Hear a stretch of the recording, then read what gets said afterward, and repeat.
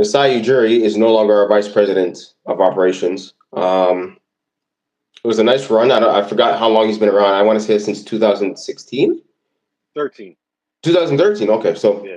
12-year run brought us a championship. Brought us Kawhi. Made that big trade for DeRozan, or for Kawhi, giving up DeRozan, the sacrificial lamb, and it comes to an end today actually. So this is probably going to be this is breaking news for the first time for us, to be honest. But what does this do for the Raptors and the culture that we've spent the last, I want to say, 10 years building?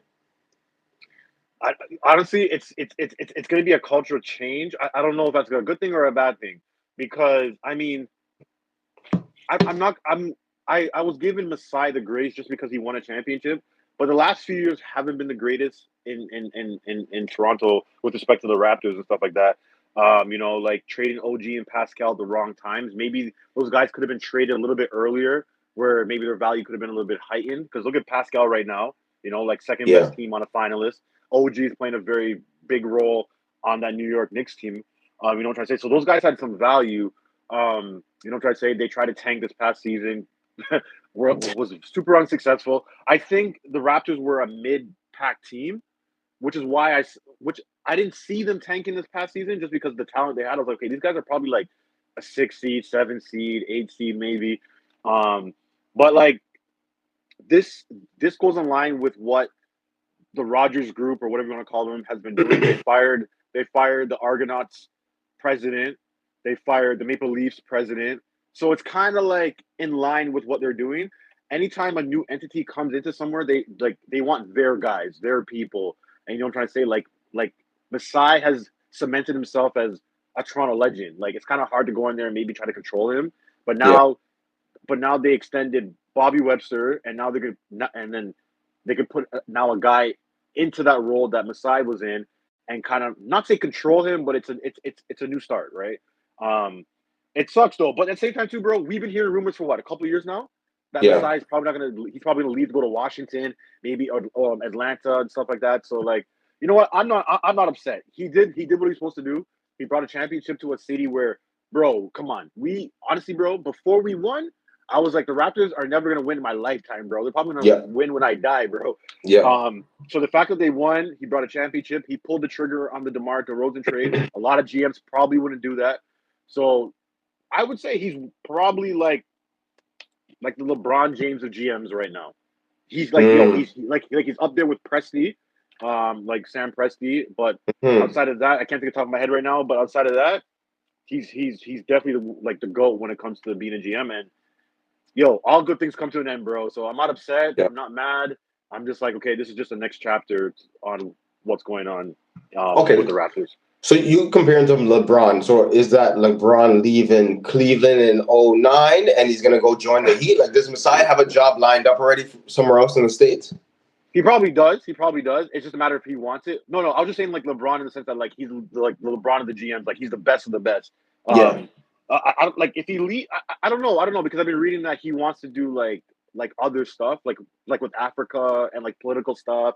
So Hmm. to be honest, I don't know what his motive is. You know what I'm trying to say? Yeah, But yeah, he's definitely going to go down in Raptors history as for sure. one of the best GMs ever, or just Raptors period. Yeah, it's damn near impossible for him to be hated in the city for sure. Yep, he's Um, goaded. yeah. It's solidified. But with the ninth pick, Toronto picked Colin Murray Boyles from South Carolina. I'm not too familiar with him either, but he reminds me, when I look at him, he reminds me of Scotty Barnes in terms of the size. Really? Not the style of play, but just the Oh, okay, size. okay, Like okay, he's okay, like okay. 6'8", 6'9", heavy up top, right? So was this Masai kind of trying to shoot us in the foot before he left, or was this a Apparently, solid pick? sorry to cut you off. Apparently, Masai was not the head Oh, of that team that picked him. Actually, it was actually okay. Bobby Webster. It was Bobby Webster who actually. So that says a lot because I think there was rumors that Masai wanted that African guy. Forget his name. He got drafted to the Suns, I believe. The number 10 pick. I forget his name. Um, Everybody knows what I'm talking about. But they wanted him. He was like a 7'2" center. Okay. long and everything. They wanted him apparently, so that's why everybody because I watched the draft live and like I was on Reddit and everybody was like, huh? Mm-hmm. Everybody on Twitter was like, what? Like, why did you Mm. draft this guy? You know what I'm trying to say? So, Yeah. Is it yeah. So like Cayman Malauk? something like yeah. You're right. Okay. Yeah. Him. There was rumors that Masai wanted him, but I guess because they knew that they were going to let him go or whatever. I guess they're like Masai kind of take a step back from this. You know what I'm trying to say? Yeah. But call him. I don't know. I don't know if I like the pick though, bro. And the reason why I say that is because like what he does, it hurts our team. I think on the court because he's not a jump shooter. Yeah. He like I know size wise, he reminds you of Scotty Barnes, but play style wise, he reminds me of Julius Randle, in the sense Ooh. that like he needs to get to the basket, like, and he's left handed as well. So like so it's kind of predictable. He's gonna go left most of the time. You know what I'm trying to say? And like I was watching highlights on him and stuff, and like, bro, he only scores around the rim. He gets to the basket, and like, with a team that has trouble with spacing right now, Yeah. I don't know, that kind of makes it a little worse. Again, I'm Yeah. not a GM, I'm not a Facts. scout, I'm not a coach. I don't know why they picked this guy. Again, I'm not saying he's trash. I'm just saying I don't know if he fits what we're trying to do. Yeah. Like it kills the spacing. His play literally kills the spacing on this team. So Mm. we'll see, bro. I don't know. I don't know what's going on in Toronto land with respect to that Yeah. pick. Yeah, no, you're right, because I heard a stat we're like second last in 3-point shooting.